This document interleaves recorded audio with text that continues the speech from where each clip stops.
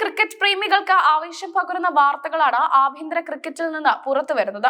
Vijay Hazare trophy ഏകദിന ടൂർണമെന്റിലുള്ള കർണാടക ടീമിലേക്ക് പ്രമുഖ ഇന്ത്യൻ താരങ്ങളായ KL രാഹുലും പ്രസിദ്ധ് കൃഷ്ണയും തിരിച്ചെത്തിയിരിക്കുകയാണ്. ദക്ഷിണാഫ്രിക്കയ്ക്കെതിരായ ഏകദിന പരമ്പരയ്ക്ക് ശേഷമാണ് ഇരുവരും ആഭ്യന്തര ക്രിക്കറ്റിൽ തങ്ങളുടെ സാന്നിധ്യം അറിയിക്കാൻ ഒരുങ്ങുന്നത്. വരാനിരിക്കുന്ന നിർണായക മത്സരങ്ങൾക്ക് മുന്നോടിയായി രാഹുലിന്റെ സാന്നിധ്യം കർണാടകയ്ക്ക് വലിയ കരുത്താണ് പകരുന്നത്. ജനുവരി 24 മുതലാണ് രാജ്യത്തെ പ്രമുഖ ആഭ്യന്തര ഏകദിന ടൂർണമെന്റായ വിജയ് ഹസാരെ ട്രോഫിക്ക് തുടക്കമാകുന്നത്. വമ്പൻ താരനിരയുമായാണ് ഇത്തവണ കർണാടക കിരീട പോരാട്ടത്തിന് ഇറങ്ങുന്നത്.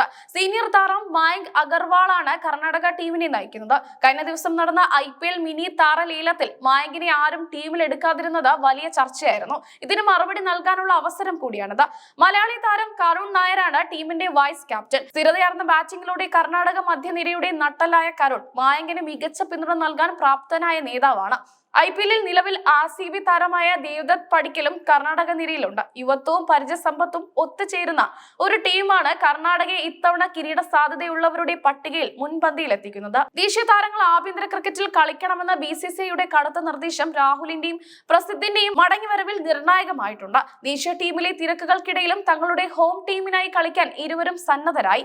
രാഹുലിന്റെ മടങ്ങിവരവ് ടീമിന്റെ ബാറ്റിംഗ് നിരയ്ക്ക് ആത്മവിശ്വാസം നൽകുന്നു. ദക്ഷിണാഫ്രിക്കൻ മണ്ണിലെ പ്രകടനം നൽകുന്ന ഊർജ്ജവുമായി പ്രസിദ്ധ് കൃഷ്ണ പന്തറിയാൻ ഒരുങ്ങുന്നത്. കർണാടക ടീമിനൊപ്പം തന്നെ ക്രിക്കറ്റ് ലോകത്തെ ഞെട്ടിക്കുന്ന മറ്റു ചില മടങ്ങി വരവുകളും വിജയ് ഹസാരെ ഇത്തവണ സാക്ഷ്യം വഹിക്കും. ഇന്ത്യൻ ഇതിഹാസ താരം വിരാട് കോഹ്ലി ഡൽഹിക്കായി കളത്തിലിറങ്ങുന്നു എന്നതാണ് ഇതിൽ ഏറ്റവും പ്രധാനം. ടെസ്റ്റിൽ നിന്നും T20യിൽ നിന്നും വിരമിച്ച വിരാട് കോഹ്ലി 2010 ശേഷം ആദ്യമായാണ് ഒരു ആഭ്യന്തര ഏകദിന ടൂർണമെന്റിൽ ഡൽഹിയുടെ ജേഴ്സി അണിയുന്നത്.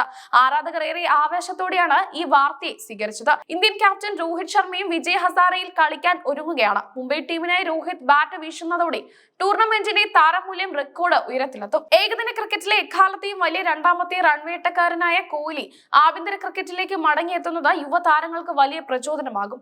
ഓരോ മത്സരവും കാണാൻ വൻ ജനാവലി എത്തുമെന്നാണ് പ്രതീക്ഷിക്കുന്നത്. ടൂർണമെന്റിലെ ഗ്രൂപ്പ് എയിലാണ് കർണാടക ഉൾപ്പെട്ടിരിക്കുന്നത്.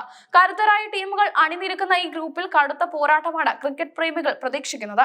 കേരളം, തമിഴ്നാട്, ജാർഖണ്ഡ്, മധ്യപ്രദേശ്, ത്രിപുര, രാജസ്ഥാൻ എന്നീ ടീമുകളാണ് ഗ്രൂപ്പ് എയിൽ കർണാടകയുടെ പ്രധാന എതിരാളികൾ. ദക്ഷിണേന്ത്യൻ ഡെർബികൾ ഗ്രൂപ്പ് ഘട്ടത്തിൽ തന്നെ ആവേശം നിറയ്ക്കും. കർണാടകയുടെ ലീഗ് മത്സരങ്ങളെല്ലാം അഹമ്മദാബാദിലാണ് നടക്കുക. അഹമ്മദാബാദിലെ പിച്ചുകളിൽ പേസർ പ്രസിദ്ധ് കൃഷ്ണയും ബാറ്റിംഗ് നിരക്കും തിളങ്ങാൻ സാധിക്കുമെന്നാണ് വിലയിരുത്തൽ. സഞ്ജു സാംസൺ നയിക്കുന്ന കേരളവും കർണാടകയും തമ്മിലുള്ള പോരാട്ടം മലയാളികൾക്ക് ഏറെ പ്രിയപ്പെട്ടതാകും. കേരളത്തിന്റെ കരുത്തുറ്റ ബോളിംഗ് നിരയെ രാഹുലും കോഹ്ലിയും എങ്ങനെ നേരിടുമെന്നത് ആകാംക്ഷഭരിതമാണ്. IPL ലേലത്തിന് ശേഷം നടക്കുന്ന ടൂർണമെന്റ് ആയതിനാൽ ലേലത്തിൽ അവഗണിക്കപ്പെട്ട പല താരങ്ങൾക്കും തങ്ങളുടെ മൂല്യം തെളിയിക്കാനുള്ള വേദി കൂടിയാണിത്. ഓരോ റണ്ണും വിക്കറ്റും അവർക്ക് നിർണായകമാണ്. BCCIയുടെ പുതിയ പരിഷ്കാരം ആഭ്യന്തര ക്രിക്കറ്റിന്റെ നിലവാരം ഉയർത്തുമെന്നാണ് വിലയിരുത്തപ്പെടുന്നത്. ദേശീയ താരങ്ങളുടെ സാന്നിധ്യം ടൂർണമെന്റിന് കൂടുതൽ ഗൗരവം നൽകുന്നു.